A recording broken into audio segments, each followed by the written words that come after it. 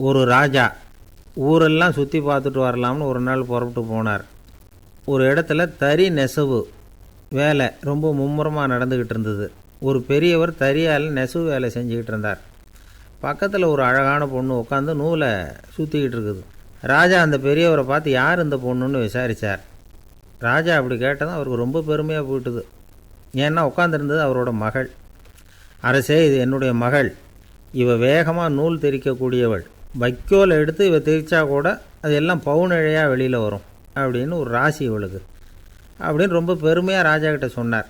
ராஜா இதை கேட்டதும் அசந்துட்டார். அப்படியா, இவ்வளவு அழகும் சாமர்த்தியமும் உள்ள இந்த பொண்ணு என்னோட வரட்டுமே, இவளை என் மருமகளை ஆக்கிக்கிறேன் அப்படின்னார் ராஜா. அந்த பெரியவருக்கு ஒன்றும் புரியல. ஏதோ கொஞ்சம் பெருமையாக சொல்ல போக அது இப்படி ஆயிட்டுதே அப்படின்னு கவலைப்பட்டார். இருந்தாலும் ராஜா பேச்சை தட்ட முடியுமா, மகளை அனுப்பி வச்சுட்டார்.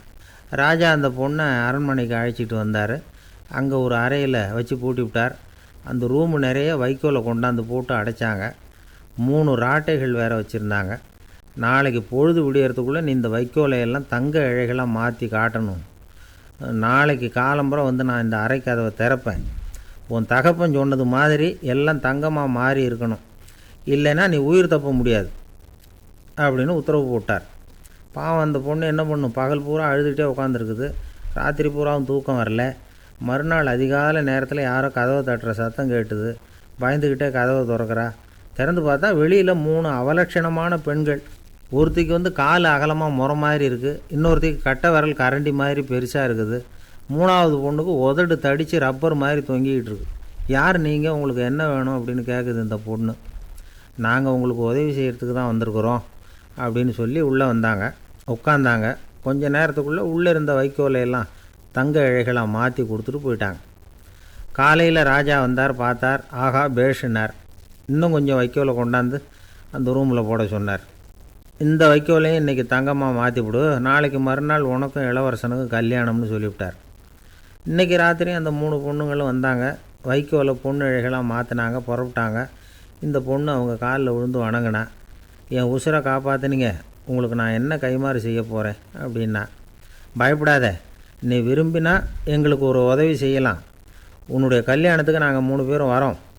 நீ எங்களை வந்து வரவேற்று ராஜாக்கிட்டேயும் இளவரசர்கிட்டையும் நாங்கள் உன்னோட பெரியப்பா பொண்ணுங்கன்னு சொல்லி அறிமுகப்படுத்தி வை, நாங்கள் விருந்து சாப்பிட்டுட்டு போயிடுறோம் அப்படின்னாங்க. ரொம்பவும் சந்தோஷமாக சரின்னு ஒத்துக்கிட்டா. கல்யாண நாள் வந்தது. கல்யாணம் ரொம்ப கோலாகலமாக நடந்துக்கிட்டு இருக்கு. எல்லா தேசத்து ராஜா ராணிகளும் வந்துக்கிட்டு இருக்கிறாங்க. அந்த 3 அவலட்சணமான பொண்ணுங்களும் வந்து சேர்ந்தாங்க. யார் இவங்கன்னு கேட்டார் ராஜா. என் பெரியப்பா பொண்ணுங்க அப்படின்னா அந்த பொண்ணு. காலும் உதடும் கட்டை விரலும் ஏன் இப்படி உங்களுக்கு அவலட்சணம் ஆயிட்டுது அப்படின்னு கேட்டார். அதுக்கு அந்த பொண்ணுங்க பதில் சொன்னாங்க. என்ன செய்கிறது, ஓயாமல் வைக்கோலை நூற்று ஒருத்தியோட கட்டை விரல் அப்படி கரண்டி மாதிரி ஆயிட்டுது. நாக்கில் தொட்டு தொட்டு திரிச்சதுனால ஒருத்தியோட உதடு அப்படி ஆயிட்டுது. காலால் கட்டையை அழுத்தி அழுத்தி தறி போட்டதுனால இன்னொருத்தையோட கால் அப்படி ஆயிட்டுது. உங்கள் மருமகளாக வந்திருக்கிற இந்த பொண்ணு அந்த 3ஐயுமே செய்ய தெரிஞ்சவ தான். என்ன ஆக போதும் இன்னும் கொஞ்ச நாளில் அப்படின்னாங்க. அவ்வளவுதான். ராஜா பயந்துட்டார். அம்மா, இன்னையிலேருந்து நீ இளவரசனின் மனைவி. நீ எப்பவும் அழகாக இருக்கணும். அதனால் நீ இனிமேல் வைக்கோலை திரிக்கவே கூடாது அப்படின்னு உத்தரவு போட்டார். அவளை இக்கட்டான சூழ்நிலையிலிருந்து காப்பாற்றின அந்த 3 பொண்ணுங்களும் சந்தோஷமாக திரும்பி போயிட்டாங்களாம். சுவாமி சின்மயானந்தர் இந்த கதையை சொல்லியிருக்கிறார். தன்னலம் மறந்து சுயலாபத்தை தியாகம் செய்கிறது வைக்கோல்லேருந்து தங்க இழையை நூக்கிறது மாதிரி அப்படிங்கிறார் அவர். அது இருக்கட்டும், இப்போ நம்ம கதைக்கு வருவோம். ஒரு ராஜா தன்னோட மகனுக்கு சுயவரம் நடத்தினார். எல்லா தேசத்திலிருந்தும் ராஜகுமாரர்கள் வந்திருந்தாங்க. ராஜகுமாரியை கல்யாணம் பண்ணிக்கலாம்ங்கிற ஆசையில் சுயம்பர மண்டபத்திலேருந்து எல்லா ராஜகுமாரர்களும் அலறி அடிச்சுக்கிட்டு வெளியில் ஓடி வந்துக்கிட்டு இருக்கிறாங்களாம். ஏன் இப்படி எல்லாரும் மிரண்டு போய் ஓடி வர்றாங்கன்னு கேட்டார் ஒருத்தர். அதுக்கு இன்னொருத்தர் விவரம் சொன்னார். ராஜகுமாரியை இன்றைக்கி தான் அவங்க நேரில் பார்த்தாங்களாம், அதுதான் இப்படி ஓடி வந்துக்கிட்டு இருக்கிறாங்க அப்படின்னார். ஒரு அரசனும் அமைச்சரும் ஒரு நாள் ரொம்ப சாவகாசமாக பேசிக்கிட்டு இருந்தாங்களாம். அரசன் அமைச்சரை பார்த்து ஒரு கேள்வி கேட்டிருக்கார். ஏங்க அமைச்சரே, ஆசை இல்லாத ஒரு மனுஷனால் இருக்க முடியுமா அப்படின்னு. ஏன் முடியாது, துறவி அப்படிங்கிறவங்கெல்லாம் அப்படிப்பட்டவங்க தானே அப்படின்னாராம் அமைச்சர். அவங்கெல்லாம் உண்மையிலேயே ஆசையை விட்டவங்க தானா அப்படின்னு கேட்டாராம் ராஜா. அப்படி தான் இருக்கணும் அப்படின்னாராம் அமைச்சர். அப்படின்னா ஆசையே இல்லாத ஒரு உண்மையான துறவியை நான் பார்க்கணுமேன்னார். அது என்ன பிரமாதம், அதுக்கு நான் ஏற்பாடு பண்ணுறேன் அப்படின்னு விட்டார் இவர். சொல்லிவிட்டு உடனே புறப்பட்டு போனார். அங்கே தேடினார். அப்புறம் தான் அவருக்கு புரிஞ்சுது உண்மை துறவியை கண்டுபிடிக்கிறது எவ்வளவு கஷ்டமான காரியம்னு. இருந்தாலும் ராஜா கிட்ட சொல்லியாச்சே உண்மை துறவியை காட்டுறேன்னு. இப்போ என்ன பண்ணுறது? ராஜா கிட்ட சொன்னபடி நடக்கலைன்னா அவருக்கு கோபம் வந்துடும். அமைச்சர் ஒரு யோசனை பண்ணார். அவருக்கு ஒரு வழி தெரிஞ்சுது. அதுதான் சரின்னு முடிவு பண்ணார். அதாவது அந்த ஊரில் அவருக்கு தெரிஞ்ச நாடக நடிகர் ஒருத்தர் இருக்கிறார், நல்லா நடிப்பார். அவரை போய் பார்த்தார். இதை பாருப்பா, எனக்காக நீ ஒரு காரியம் செய்யணும்னார். என்னன்னு கேட்டார் அவர். நீ ஒரு துறவி மாதிரி கொஞ்ச நேரத்துக்கு நடிக்கணும். ராஜா வந்து உன்னை பார்த்துட்டு போகிற வரைக்கும் நடி, அது போதும். அதுக்காக உனக்கு 10,000 ரூபா தரேன் அப்படின்னார். அவர் எந்த காலத்தில் இவ்வளவு பணத்தை மொத்தமாக பார்த்துருக்கார். அதனால் உடனே சரின்னு ஒத்துக்கிட்டார். அமைச்சர் வந்து அரண்மனைக்கு திரும்பி வந்தார். என்ன அமைச்சரே, இன்னுமா ஒரு உண்மையான துறவி கிடைக்கலன்னார். உண்மையான துறவி ஒருத்தரை இப்போ தான் கொஞ்ச நேரத்துக்கு முன்னாடி பார்த்து பேசிவிட்டு வர்றேன். அவர் நம்ம ஊருக்கு வெளியில் குளத்தங்கரையில் உள்ள ஒரு ஆலமரத்துக்கு அடியில் உட்காந்துருக்கிறார் அப்படின்னார் இவர். அப்படின்னா உடனே புறப்படுங்க அப்படின்னார் ராஜா. பரிவாரங்களோடு புறப்பட்டார். அங்கே அந்த மரத்தடியில் அந்த ஆள் வேஷம் போட்டுக்கிட்டு துறவி மாதிரி உட்காந்துருக்கிறான். ராஜா நேராக போனார். அந்த துறவி காலில் பொத்துன்னு விழுந்து வணங்கினார். உடனே ராணியும் அவர் காலில் விழுந்தாங்க. அடுத்தபடியாக அமைச்சர் விழுந்தார். அவருக்கு தெரியும் இது நம்ம ஆள் தான்னு. இருந்தாலும் என்ன பண்ணுறது, நேரம். அப்புறம் பரிவாரங்கள்லாம் துறவி காலில் விழுந்து ஆசீர்வாதம் வாங்கிட்டாங்க. ராஜா அப்புறமா தங்கத்தட்டில் பொன்னையும் பொருளையும் வச்சு அந்த துறவிக்கிட்ட ரொம்ப பணிவாக நீட்டுறார். தாங்கள் தயவு பண்ணி இதை ஏற்றுக்கணும் அப்படின்னு வேண்டிக்கிட்டார். அந்த துறவி பற்றில்லாமல் அதை பார்த்தார். எல்லாத்தையும் திறந்துவிட்ட எனக்கு இதெல்லாம் எதுக்காக அப்படின்னு சொல்லி அதை மறுத்துட்டாராம். ஆஹா, உண்மையான துறவியை பார்த்துட்டோம் அப்படிங்கிற ஆனந்தம் அரசருக்கு. ரொம்ப நிம்மதியாக திருப்தியாக திரும்பி வந்தார் அரண்மனைக்கு. அதுக்கப்புறம் அமைச்சர் யாருக்கும் தெரியாமல் அந்த துறவிகிட்ட ஓடினார். சொன்ன பிரகாரம் பணத்தை நீட்டினார். இந்தாப்பா, நான் உங்ககிட்ட சொன்னபடி 10,000 ரூபா பணம் எடுத்துக்கோ அப்படின்னார். அந்த ஆள் ராஜா கிட்ட சொன்னது மாதிரியே எல்லாத்தையும் திறந்துவிட்ட எனக்கு இதெல்லாம் எதுக்காக வேணாம் அப்படின்னு விட்டாராம். நடித்த வரைக்கும் போதும்ப்பா, இனிமேல் இந்த நாடக வசனம்லாம் வேணாம், வேஷத்தை கலைச்சிரு, பணத்தை வாங்கிக்கோன்னார்.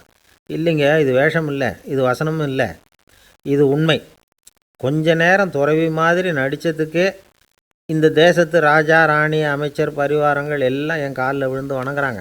அப்படின்னா உண்மையான துறவியாக இருக்கிறது எவ்வளவு பெருமையான விஷயம்.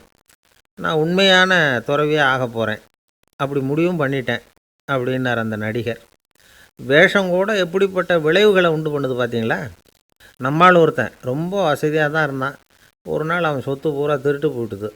அதுக்கப்புறம் இவன் துறவி மாதிரி ஆகிட்டான். ஊர் ஊராக சுற்றினான். ஒரு குருநாதரை தேடி கண்டுபிடிச்சான். அவர்கிட்ட சீடனாக சேர்ந்துக்கிட்டான். அவனை பார்த்து ஒருத்தர் கேட்டார், நீ உண்மையான சீடன் தானான்னு. இல்லைங்க, சீடன் மாதிரி நடிச்சுக்கிட்டு இருக்கிறேன் அப்படின்னா. அது குரு துரோகம் இல்லையா அப்படின்னு கேட்டார் அவர்.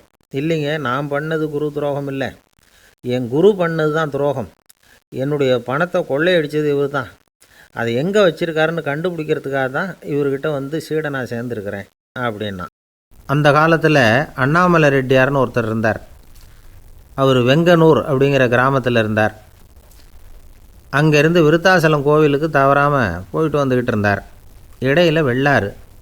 அதில் ஒரு சமயம் வெள்ளம் வந்துட்டுது. இவரால் போக முடியல. அதோட விளைவு வெங்கனூர்லேயே ஒரு கோவில் கட்டணும் அப்படின்னு முடிவு பண்ணார், சிவாலயம். அந்த சமயத்தில் வடநாட்டில் பஞ்சம். அதனால் அங்கே இருந்த பல சிற்பிகள் தென்னாட்டை நோக்கி வர ஆரம்பித்தாங்க.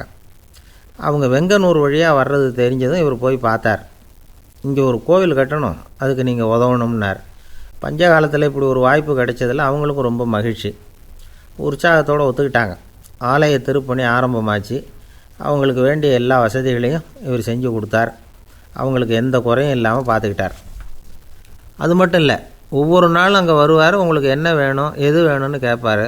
ஏதாவது குறை இருந்தால் சொல்லுவாங்க, உடனே தீர்த்து வைப்பார். இவரும் கேட்பார், எந்த குறையாக இருந்தாலும் என்கிட்ட சொல்லுங்க அப்படின்னு சொல்லுவார். அதை தவிர இவராகவே கவனித்தும் அவங்களுக்கு என்னென்ன தேவைங்கிறத கண்டுபிடிச்சி அதையெல்லாம் வந்து கொடுத்துக்கிட்டு இருப்பார். என்ன தேவைன்னாலும் அதை நிறைவேற்றி வச்சுருவார். அந்த சிற்பிகளின் தலைவன் ஒருத்தன், அந்த ஆளுக்கு வெத்தலை பாக்கு போடுறது பழக்கம். இதை தெரிஞ்சுக்கிட்டு அதுக்காகவே ஒரு ஆளை வந்து ஏற்பாடு பண்ணார். வேணுங்கிறப்போலாம் நீ வந்து வெத்தலை சிவல் மடித்து கொடுக்க வேண்டியது உன் வேலை அப்படின்னு ஒருத்தனை ஏற்பாடு பண்ணிட்டார். இப்படியெல்லாம் செஞ்சதும் அவங்களுக்கும் ரொம்ப உற்சாகம், ரொம்ப பொறுப்பாக சிற்ப வேலைகளை செஞ்சுக்கிட்டு இருக்கிறாங்க. ஒரு நாள் என்னாச்சு தெரியுமா? அந்த சிற்பிகளின் தலைவன் ரொம்ப நுணுக்கமாக ஒரு வேலையை செஞ்சுக்கிட்டு இருக்கிறான். சாரம் போட்டு அது மேலே படுத்துக்கிட்டு அண்ணாந்து பார்த்து உச்சியில் நுணுக்கமான சிற்பங்களை உருவாக்கிக்கிட்டு இருக்கான். சிற்பியின் கவனம் செதறப்படாதுங்கிறதுனால இவர் மெதுவாக சத்தம் போடாமல் கிட்ட போய் நின்று அதை கவனிச்சிக்கிட்டு இருக்கிறார். அந்த சிற்பி வழக்கம் போல் வெத்தலை பாக்குக்காக இடது கையை கீழே நீட்டினான். அந்த சமயம் பார்த்து அவருக்கு தாம்பூலம் கொடுக்குறவன் அங்கே இல்லை, எங்கேயோ போயிருக்கிறான். அண்ணாமலை ரெட்டியார் என்ன பண்ணார் தெரியுமா? தனக்காக கொடுக்கப்பட்ட தாம்பூலத்தை வாங்கி சிற்பியின் கையில் கொடுக்குறார். அவன் வாங்கி போட்டுக்கிட்டான். இது என்ன இன்றைக்கி வெத்தலை சீவல் வேறு மாதிரி இருக்குது, வாசனை தாம்பூலமாக இருக்குது அப்படின்னு யோசனை பண்ணிவிட்டு கீழே திரும்பி பார்க்குறார். பார்த்தா ரெட்டியார் மறுபடியும் சிற்பி கை நீட்டும் பொழுது கொடுக்கறதுக்காக தாம்பூலத்தை மடித்து வாங்கி வச்சுக்கிட்டு தயாராக நிற்கிறார். சிற்பிக்கு அதிர்ச்சி. உடனே பொத்துன்னு கீழே குதிச்சான். ஐயா, என்ன இது நீங்களா அப்படின்னா. இவர் சொன்னார், நான் ஒன்றும் தப்பு பண்ணலையே, உன்னுடைய கை புண்ணியம் செஞ்ச கை, கோயில் கட்டுற கை, அந்த கைக்கு தாம்பூலம் கொடுக்கறதுல என்ன தப்பு அப்படின்னாராம். ஏற்கனவே பஞ்சத்தில் அடிபட்டு வந்த எங்களை நீங்கள் ஆதரித்ததே பெரிய விஷயம். இந்த செயல் என்னை ஒரு பெரிய கடனாளி ஆக்கிவிட்டுது. ஐயா, எங்களுக்கு உணவு உடை இதை மட்டும் நீங்கள் கொடுத்தா போதும், ஊதியம்னு எதுவும் வாங்க மாட்டோம் அப்படின்னு நானும். அந்த சிற்பி எவ்வளோ வற்புறுத்தியும் எதுவும் வாங்கிக்கலையாம். இந்த செய்தியை தமிழ் தாத்தா டாக்டர் ஊவேசா சொல்லியிருக்கிறார். அந்த காலத்தில் எப்படிப்பட்டவங்கள்லாம் வாழ்ந்துருக்கிறாங்க பாருங்கள். இந்த காலத்தில் ஒருத்தர் கோவில் கட்டினார், வேலை செய்கிற எல்லாருக்கும் சாப்பாடு போடுவார். சிற்ப வேலை செஞ்சுட்டு சாப்பிட வர்ற ஒவ்வொருத்தர் கையையும் அன்பாக பிடிச்சி முத்தம் கொடுத்து உள்ளே அனுப்புவார். அந்த கைகளுக்கு நீங்கள் கொடுக்குற மரியாதையாது அப்படின்னு கேட்டாங்க. அது இல்லைங்க, ஏற்கனவே முதல் பந்தியில் சாப்பிட வந்தவன் மறுபடியும் வர்றானான்னு கண்டுபிடிக்கிறதுக்காக கையை பிடிச்சி மோந்து பார்க்குறேன் அப்படின்னாராம் அவர். ஒரு தந்தை தன்னோட பிள்ளைய ரொம்ப தைரியசாலியாக வளர்க்கணும்னு ஆசைப்பட்டார். அதுக்காக அவனை கூப்பிட்டு உட்கார வச்சு இப்படி உபதேசம் பண்ணார். இதை பாருப்பா, நான் உன்னாட்டம் இருக்கிறப்போலாம் எதுக்கும் பயப்பட மாட்டேன், ரொம்ப துணிச்சலாக இருப்பேன். ஒரு நாள் ஒரு அப்பாவி எலியை ஒரு பூனை துரத்திட்டு ஓடிச்சு. நான் உடனே என்ன செஞ்சேன் தெரியுமா? அந்த பூனையை பிடிச்சேன், அது வாலில் ஒரு பட்டாசு சரத்தை கட்டினேன், கொளுத்தி விட்டேன், படபடன்னு வெடிக்க ஆரம்பிச்சுட்டுது. அது துள்ளிக்கிட்டு அங்கேயும் இங்கேயும் ஓடி இருக்கு பாரு ஓட்டம், ரொம்ப தமாஷு அப்படின்னார் அப்பா. இப்படி சொல்லிவிட்டு பையனை பார்த்து, இதை கேட்குறதுக்கு உனக்கும் துணிச்சல் வருதா? நான் என்னுடைய செயலை நீ கேட்குறப்போ உனக்கு துணிச்சல் வருதா அப்படின்னு கேட்டார். வருதுன்னா பையன். எப்படின்னா அப்படிங்கிற விவரத்தையும் சொன்னான் அவன். அதாவது எலியை விரட்டினத்துக்காக பூனை வாலில் பட்டாசு கொளுத்துனீங்க நீங்கள், பூனையை விரட்டினத்துக்காக உங்கள் கழுத்தில் பட்டாசு சரத்தை மாட்டினா என்னென்னு தோணுது எனக்கு அப்படின்னா பையன். பையனோட துணிச்சல் அப்பாவே நடுங்க வச்சுட்டுது. அது சரி, ஒரு அப்பா பிள்ளைக்கு இப்படியா உபதேசம் பண்ணுறது? எல்லாருக்கிட்டையும் அன்பாக பழகிறது எப்படி அப்படின்னு சொல்லி கொடுக்கணும். பிஞ்சு உள்ளங்களில் நஞ்சை தூவலாமா? ஒரு நாள் விநாயகர் ஒரு பூனையோடு விளையாடிக்கிட்டு இருந்தாராம். அப்படி ஆசையாக விளையாடிக்கிட்டு இருந்தப்போ அவரோட கை நகம் தவறுதெல்லாம் பூனையோட முகத்தில் பட்டுட்டு தான். அது ஒரு சின்ன கீறலை உண்டாகி விட்டுது. அப்பா அவர் அதை ஒரு பெருசாக நினைக்கல. கொஞ்ச நேரத்துக்கு அப்புறம் விநாயகர் வீட்டுக்கு வந்தார். அவங்க அம்மா பார்வதி தேவியை பார்த்தார். பார்வதி தேவி கன்னத்தில் விரலால் கீறினது மாதிரி ஒரு அடையாளம் இருந்தது. விநாயகருக்கு அதிர்ச்சி, ஆச்சரியம். நம்ம அம்மா இந்த உலகத்துக்கே தாயார், அப்பேற்பட்ட அவங்க முகத்திலேயே கீறலை உண்டாக்கக்கூடியவங்க யாராக இருக்க முடியும் அப்படின்னு யோசனை பண்ணார். தாயே, உன்னுடைய கன்னத்தில் இந்த வடு எப்படிம்மா ஏற்பட்டதுன்னு கேட்டார்.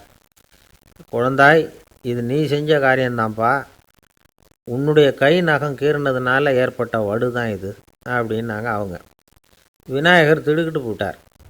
எப்படிம்மா அது? நான் எந்த காலத்துலேயும் ஒன்று அப்படி கீறினதாக எனக்கு நினைவு இல்லையே அப்படின்னார்.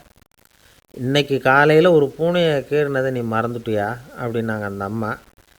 விநாயகர் திகைச்சு போய் நின்னார். பார்வதி தேவி சொன்னாங்க, இதை பார்ப்பா, இந்த உலகத்தில் இருக்கக்கூடிய எல்லா உயிர்கள்லேயும் நான் இருக்கிறேன், நான் தான் இந்த உலகமாக ஆகியிருக்கிறேன். ஆகையினால நீ யாரை துன்புறுத்தினாலும் அது உண்மையிலேயே என்ன துன்புறுத்தினதாக தான் முடியும் அப்படின்னாங்க. விநாயகர் மனசுக்குள்ளே ஒரு வெளிச்சம் ஏற்பட்டு தான். அதுக்கப்புறம் அவர் யாரையுமே கல்யாணம் பண்ணிக்காததுக்கு அதுதான் காரணமாக. இந்த உலகத்தில் எல்லாரையும், இங்கே இருக்கிற எல்லாத்தையும் தாயின் வடிவமாக அவர் பார்க்க ஆரம்பிச்சிட்டாராம். குருதேவர் ராமகிருஷ்ணர் இந்த கதையை எடுத்து சொல்லியிருக்கிறார். நபிகள் நாயகம் ஒரு தடவை ஒரு நாற்காலியில் உட்காந்து என்னமோ யோசனை பண்ணிகிட்டு இருந்திருக்கிறார். அப்போ அவரோட உடையில் ஒரு கீழ்ப்பகுதி தரையில் படிஞ்சு கிடந்திருக்குது. அங்கே விளையாடிக்கிட்டு இருந்த ஒரு பூனை அது மேலே வந்து படுத்து தூங்கி போச்சு. தொழுகை செய்ய வேண்டிய நேரம் வந்துட்டது. நபிகள் நாயகம் எழுந்திருக்க பார்த்தார். அப்போ தான் பூனை தன்னோட உடை மேலே படுத்து தூங்கிட்டு இருக்கிறது கண்ணில் படுது.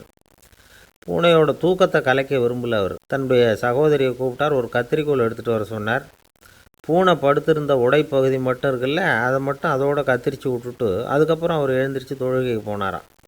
அதாவது பிற உயிர்கள்கிட்ட எப்படி அன்பு காட்டணுங்கிறத பெரியவங்க எவ்வளவோ விதத்தில் நமக்கு எடுத்து காட்டியிருக்கிறாங்க. இருந்தாலும் எத்தனை பேர் மனசில் அதெல்லாம் உரைச்சிருக்குது. நாமளும் நம்ம ட்ரெஸ்ஸு மேலே ஒரு பூனை படுத்திருந்தா ஒரு கத்திரிக்கோலை தான் தேடுவோம், எடுத்துக்கிட்டு வர சொல்லுவோம். துணியை வெட்டுறதுக்கு பதிலாக இல்லை அதோட வாழை வெட்டினா என்ன அப்படின்னு தோணும். ஒரு ஆள் ரொம்ப பிரியமாக ஒரு பூனையை ஆற்றுல குளிப்பாட்டிக்கிட்டு இருந்தானா. எப்படி? அந்த பூனையை ஆற்று தண்ணியில் அமுக்கி அமுக்கி குளிப்பாட்டிக்கிட்டு இருக்கிறான். அந்த வழியாக போன பெரியவர் ஒருத்தர் இதை பார்த்தார். இதை பார்ப்பா, பூனையை அது மாதிரி ஆற்று தண்ணியில் அமுக்கி குளிப்பாட்டாத, மூச்சு திணறி செத்து போடும் அப்படின்னு அட்வைஸ் பண்ணார். நீ போய் அவன் வேலையை பார்த்துக்கிட்டு, எனக்கு எல்லாம் தெரியும்னா இவன். சரின்னு அவர் போயிட்டார். கொஞ்ச நேரம் கழித்து அவரே அந்த வழியாக திரும்பி வந்துக்கிட்டு இருந்தார். ஆற்றுல பூனையை குளிப்பாட்டிக்கிட்டு இருந்தவன் அழுதுகிட்டு உட்காந்துருக்கிறான். பக்கத்தில் அந்த பூனை செத்து கிடக்குது. இதை பார்த்தார் பெரியவர். நான் தான் அப்போவே சொன்னேனே அந்த பூனையை ஆற்றுல நினைக்காதேன்னு, அதை கேட்டிருந்தா இப்படி ஆயிருக்குமா அப்படின்னார். அந்த ஆள் கோபமாக இவரை முறைச்சி பார்த்தான். அட போய்யா, இந்த பூனை ஆற்றுல குளித்ததுனால ஒன்றும் செத்து போகல, குளித்ததுக்கப்புறம் அதோட உடம்பு ஈரமாக இருக்குதுன்னு அதை புழிஞ்சேன், அதனால தான் இப்படி ஆயிட்டுது அப்படின்னு நானான். ஒருத்தன் எப்படி நடந்துக்கிறாங்கிறத வச்சு தான் அந்த ஆள் எப்படிங்கிறத நாம் முடிவு பண்ணுறோம். ஆளுமைன்னு சொல்கிறோம்ல, அதுக்கு வந்து சூழ்நிலைகளை ஆளுகின்ற தன்மை அப்படின்னு விளக்கம் கொடுக்குறார் ஒரு உளவியல் நிபுணர்.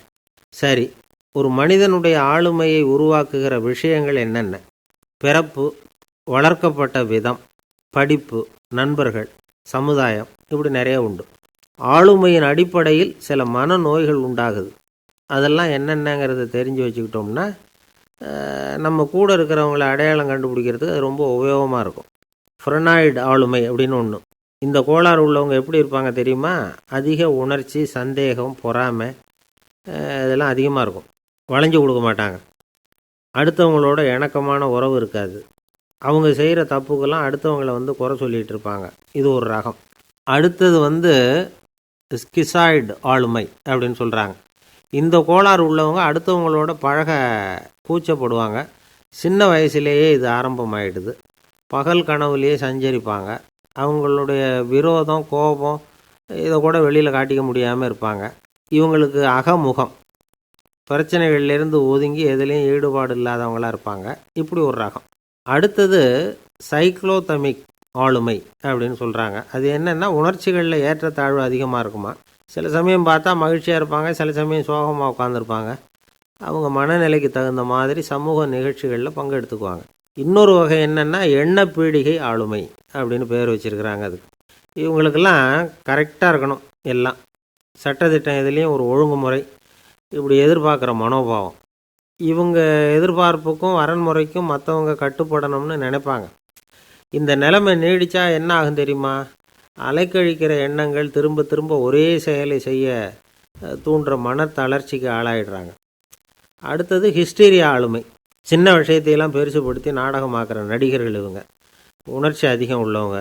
இவங்க மன எழுச்சியில் பக்குவமின்மை, குழந்தைத்தனம், முதிர்ச்சியின்மை எல்லாம் இருக்கும். தன்னலம் மிக்க குணம், பிறர் வந்து தன்னை மட்டுமே கவனிக்கணும்னு நினச்சி செயல்படுறது, இதெல்லாம் இவங்க அடையாளம். அடுத்த ரகம் எப்படின்னா வளர்ச்சியற்ற ஆளுமைன்னு சொல்கிறாங்க. அடுத்தவங்களோட இணங்கி போக முடியாதவங்க, அறிவு, மன எழுச்சி, சமூக உறவு இதில் எல்லாம் போதுமான வளர்ச்சியையும் நிறைவையும் பெற முடியாதவங்க. இவங்களால் வாழ்க்கையில் முன்னேற முடியாது. பிச்சைக்காரங்க, குற்றவாளிகள் இவங்ககிட்டெல்லாம் இது மாதிரியான ஆளுமை அதிகமாக இருக்குமா. அடுத்தது என்னென்னா சோர்வுடைய ஆளுமை. எதுலேயும் உற்சாகம் இல்லாமல் சோர்ந்து போயிருப்பாங்க. அதுக்கெல்லாம் நமக்கு வலிமை இல்லைப்பா அப்படின்னு சொல்லிகிட்டு இருப்பாங்க. சின்ன விஷயங்களுக்கெல்லாம் அதிர்ச்சி அடையிறது, வாழ்வின் சுவையை வந்து அனுபவிக்க முடியாதவங்க. இன்னொரு ரகம், இது வந்து கொதித்தெழும் ஆளுமைங்கிறாங்க. எதுக்கு எடுத்தாலும் ஆத்திரம், குரோதம், வன் செயல் இதிலெல்லாம் ஈடுபாடு, இப்படி உள்ளவங்க. நத்தை வகை ஆளுமை அப்படின்னு ஒன்று. அடுத்தவங்க மேலே விரோதம் இருக்கும், அடிக்கணுங்கிற எண்ணம் இருக்கும். ஆனால் அதை அப்படியே வெளியில் காட்டாமல் அதே சமயம் அமைதியான முறையில் வெறுப்பை வெளிக்காட்டுற ரகம். இவங்கெல்லாம் பேசாமல் கம்முன்னு இருந்துக்கிட்டே நினச்சதை நிறைவேற்றிக்கிடுவாங்க.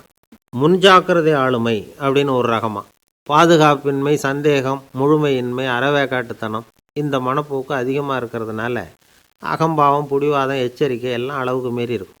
இதுவரைக்கும் நாம் பேசிக்கிட்டு இருந்த ஆளுமை பண்புகள் அளவுக்கு அதிகமாக போயிட்டுதுன்னா ஆளுமை கோளாறுகள் ஏற்படும். அதன் அடிப்படையில் மனவியாதிகள் வருமா. அதனால் இணக்கமான எல்லாரும் விரும்புகிற இயல்பான ஆளுமையை பெறுவதற்கு நாம் முயற்சி செய்யணும் அப்படிங்கிறது மனோதத்துவ நிபுணர்களுடைய ஆலோசனை. ஒருத்தர் ஒரு மனோதத்துவ டாக்டரை தேடிட்டு வந்தாராம். டாக்டர், எனக்கு மனசில் ஏதோ வியாதி, ஆளுமை கோளாறு, அதாவது எனக்கு சீக்கிரமாக செத்து போனால் தேவையில்லைன்னு தோணுது அப்படின்னாராம். உடனே அந்த டாக்டர், சரி அப்படின்னா இங்கே இருங்க, நான் வைத்தியம் பார்க்குறேன் அப்படின்னாராம். எனக்கு இது மட்டும்தான் சார் தெரியும், இதை தவிர வேறு எதுவும் தெரியாது அப்படின்னு சொல்லிக்கிட்டே காலம் தள்ளுறவங்க ரொம்ப பேர். அவங்களெல்லாம் கஷ்டப்பட வேண்டியிருக்கும். ஒருத்தர் தன்னுடைய தொழிலில் ரொம்ப கெட்டிக்காரராக இருக்கலாம். அதுக்காக எப்பவும் அதே ஞாபகத்தில் இருந்துக்கிட்டு உலகியல் அறிவு இல்லாமல் இருந்துடக்கூடாது, அது ஆபத்து. இதுக்காக நம்ம தாத்தா பாட்டிலாம் ஒரு கதை சொல்லுவாங்களே, கேள்விப்பட்டிருக்கீங்களா? ஒரு சமயம் ஒரு 4 பேர் சேர்ந்து வெளியூருக்கு பிரயாணம் போனாங்களாம். அந்த 4 பேர் எப்படி தெரியுமா? ஒருத்தர் வேதாந்தி, இன்னொருத்தர் சங்கீத வித்வான், 3வது ஆள் வைத்தியர், 4வது ஆள் ஜோசியர். இவங்க 4 பேரும் நண்பர்கள். அதனால் சேர்ந்து புறப்பட்டாங்க. வழியில் ஒரு ஊரில் தங்கினாங்க. இருட்டி போச்சு. அதனால் இன்றைக்கி ராத்திரி இங்கேயே தங்கி இருந்துட்டு நாளைக்கு புறப்படலாம் அப்படின்னு தீர்மானம் பண்ணாங்க. சாப்பாட்டுக்கு என்ன பண்ணுறது? அங்கேயே கடத்தெருவுக்கு போய் சாமான்லாம் வாங்கியாந்து சமைச்சு சாப்பிட்லாம்னு முடிவு பண்ணாங்க. 4 பேர் இருக்கிறதுனால ஆளுக்கு ஒரு காரியமாக செய்யலாம் அப்படின்னு வேலையை பிரிச்சுக்கிட்டாங்க. வைத்தியர் கரிகாய் வாங்க போனார், வேதாந்தி எண்ணெய் வாங்க போனார், ஜோசியர் பலசரக்கு வாங்க போனார், சங்கீத வித்வானுக்கு சமைக்கிற வேலை. எல்லாம் சரி, ஆனால் நடந்தது என்ன தெரியுமா? கடைத்தெருவுக்கு காய்கறி வாங்க போனார்ல வைத்தியர், அங்கே போய் மார்க்கெட்டில் பார்த்தார். ஒவ்வொரு கரிகாயாக எடுத்து பார்த்தார். இது பித்தம், உடம்புக்கு ஒத்துக்காது, இது வாயு, உடம்புக்கு ஒத்துக்காது அப்படின்னு ஒவ்வொன்றா தள்ளினார். கடைசியில் ஒன்றுமே தேரல, வெறுங்கையோடு திரும்பி வந்துக்கிட்டு இருக்கிறார். எண்ணெய் வாங்க போனார் வேதாந்தி, அவர் ஒரு தொன்னையில் எண்ணெயை வாங்கினார். பேசாமல் அதை எடுத்துகிட்டு வர வேண்டியது தானே, முடியல. அவருடைய வேதாந்த மூளை சிந்திக்க ஆரம்பிச்சுட்டுது.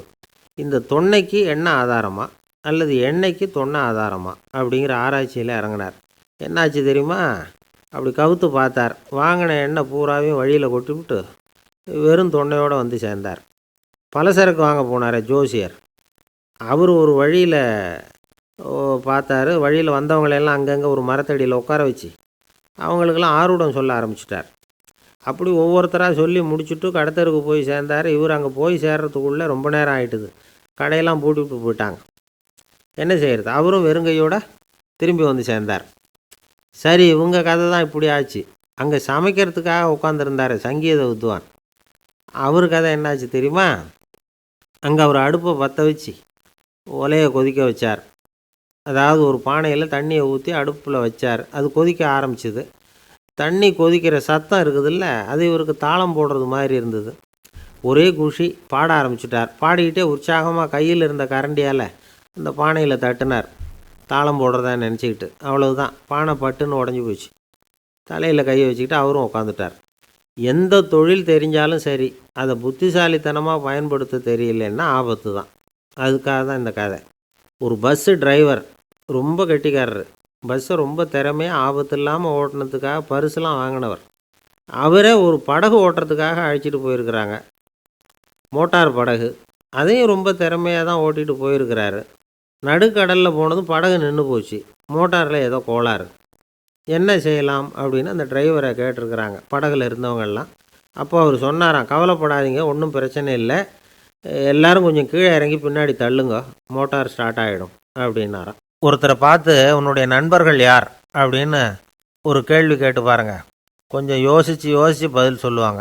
அவங்கக்கிட்டேயே உன்னுடைய எதிரிகள் யார் அப்படின்னு கேளுங்க, கடகடன்னு ஒப்பிச்சிருவாங்க.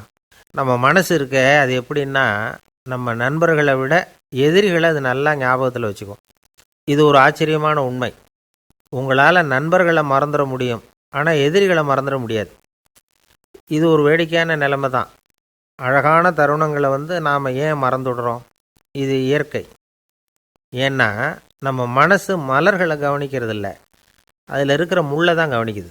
தன்னை காயப்படுத்துகிற எதையும் அது உடனே கண்டுகொள்ளுது.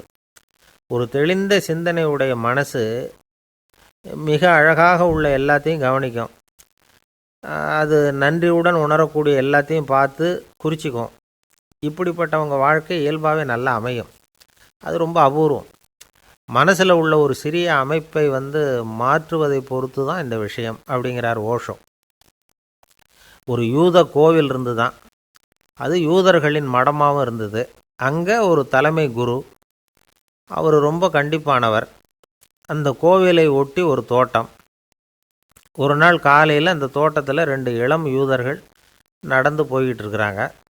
காலையில் 1 மணி நேரம், மாலையில் 1 மணி நேரம் அவங்க அந்த தோட்டத்தில் நடக்கிறதுக்கு அனுமதி உண்டு. மற்ற நேரங்களில் அவங்க மத புத்தகங்களை படிக்கணும், பிற விதிமுறைகளை கடைபிடிக்கணும்.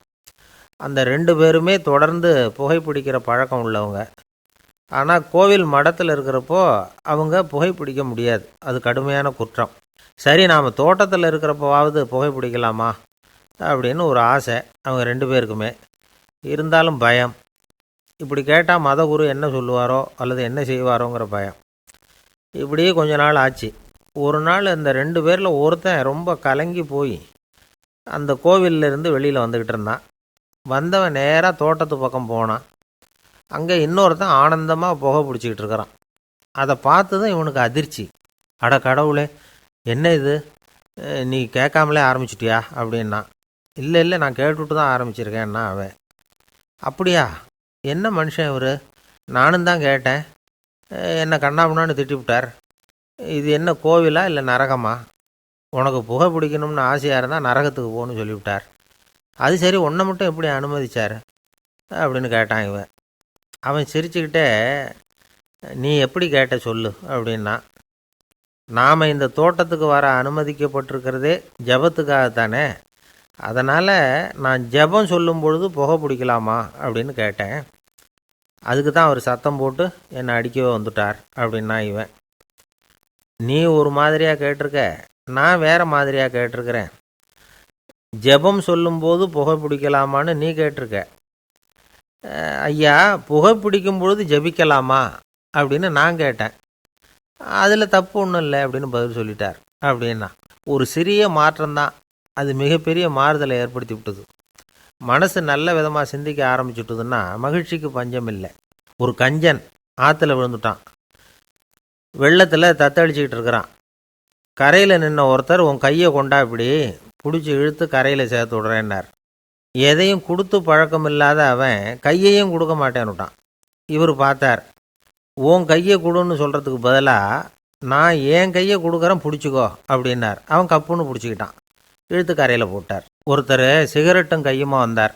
சார், இந்த புகைப்பிடிக்கிற பழக்கத்தை நிறுத்தி போடணும்னு தான் பார்க்குறேன், முடியலேன்னார். புகைப்பிடிக்கிறத நிறுத்துறது ரொம்ப சுலபம் சார் அப்படின்னார் இன்னொருத்தர். எப்படி சொல்கிறீங்கன்னு கேட்டார் அவர். நான் கூட ஏற்கனவே 10 தடவை அந்த பழக்கத்தை நிறுத்தி இருக்கிறேன் சார் அப்படின்னார் இவர். இதிலேருந்து என்ன தெரியுது? புகைப்பழக்கத்தை திடீர்னு விட்டு விடுறதுங்கிறது ரொம்ப கஷ்டம்னு தெரியுது. இருந்தாலும் இது சம்பந்தமான ஆராய்ச்சி, அனுபவம், இது 2ஐயும் அடிப்படையாக வச்சு சில வழிமுறைகளை சொல்கிறாங்க. அதாவது புகைப்பிடிக்கிறத நிறுத்துறதுக்கு 10 வழிகள் உண்டு அப்படின்னு சொல்கிறாங்க. அது என்னங்கிறத தெரிஞ்சுக்கிட்டா உபயோகப்படுதான்னு பார்க்கலாமே. முதல் கருத்து என்னன்னா, கொஞ்ச நாளைக்கு புகைப்பிடிக்கிற நண்பர்களை விட்டு விலகி இருக்கணும். இதனால் புகைப்பிடிக்கிற ஆசை குறையும். அந்த பழக்கத்தை மறுபடியும் ஆரம்பிக்கப்படாதுங்கிற எண்ணம் உறுதிப்படும். 2வது கருத்து, புகைப்பிடிக்கிறதை எதிர்த்து தீவிரமாக பிரச்சாரம் செய்ய ஆரம்பிச்சிடணும். அது அடுத்தவங்களுக்கும் உபயோகப்படும், உங்களுக்கும் உபயோகப்படும். உங்கள் உள்ளுணர்வை அது தூண்டும், உங்களை உறுதி கொள்ள வைக்கும். 3வது கருத்து என்னென்னா, தினமும் 2 தடவை குளிக்கணும். எப்படி தெரியுமா? முதல்ல வெது வெதுப்பான தண்ணீர், அப்புறம் குளிர்ந்த தண்ணீர், இப்படி மாறி மாறி குளிக்கணுமா. 4வது கருத்து, உடற்பயிற்சிகள் செய்யணும். மூச்சு வாங்குற மாதிரியான பயிற்சிகள் ரொம்ப நல்லதான். பிராணாயாமம் அப்படிங்கிற மூச்சு பயிற்சி ரொம்ப நல்லதுங்கிறாங்க. அப்புறம் 5வது கருத்து, சாப்பாடு மிதமாக இருக்கணும், சீராக இருக்கணும். பச்சை காய்கறிகள், பழங்கள் சாப்பாட்டில் சேர்த்துக்கலாம். அடிக்கடி கொஞ்சம் கொஞ்சமாக சாப்பிட்டு ரத்தத்தில் சர்க்கரையின் அளவை பராமரிக்கணும். இது நரம்புகளை அமைதிப்படுத்தும். 6வது கருத்து என்னென்னா, ரொம்ப நேரம் பசியோடு இருக்கக்கூடாது. புகைப்பிடிக்கிறத நிறுத்த முயற்சி செய்யும் பொழுது எடை குறைப்பு நடவடிக்கைகளை மேற்கொள்ளக்கூடாது. 7வது கருத்து, காப்பி, தேநீர், மதுபானம், அப்புறம் போதைப் பொருள்கள் கலந்த உணவுகள் இதெல்லாம் வேணாம். புகைப்பிடிக்கிறத அதெல்லாம் ஊக்கப்படுத்தும். கடுகு, மிளகு, அப்புறம் காரமான பொருள்களை தவிர்க்கணும். உப்பு அளவை குறைக்கணும். தினமும் 10 குவளை தண்ணீராவது குடிக்கணும். வெறும் தண்ணி புகைப்பிடிக்கிற ஆவலை தணிக்குதான். 8வது கருத்து, கையில் சிகரெட்டு, புகையில ஏதாவது இருந்தால் உடனே தூக்கி எறிஞ்சிருங்க.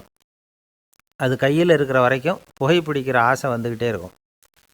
9வது கருத்து என்னென்னா, இறை நம்பிக்கை உள்ளவங்க புகைப்பிடிக்கிற எண்ணம் வர்றப்போவெல்லாம் பிரார்த்தனை செய்ய ஆரம்பிச்சுடலாம். 10வது கருத்து, உங்களுக்கு ரொம்பவும் வேண்டியவங்க யாரோ அவங்கக்கிட்ட எல்லாம் நீங்கள் புகைப்பிடிக்கிறத நிறுத்தி விட்டதா சொல்லிவிடுங்க. இந்த 10 வழிகளையும் கடைபிடிக்க ஆரம்பிச்சுட்டா புகைப்பிடிக்கும் பழக்கத்தை நிறுத்தி விடலாம் அப்படின்னு சொல்கிறாங்க அனுபவப்பட்டவங்க. முயற்சி பண்ணி பார்க்கலாம். ஒரு முக்கியமான இடத்துல நின்றுக்கிட்டு இருந்தார் ஒருத்தர்.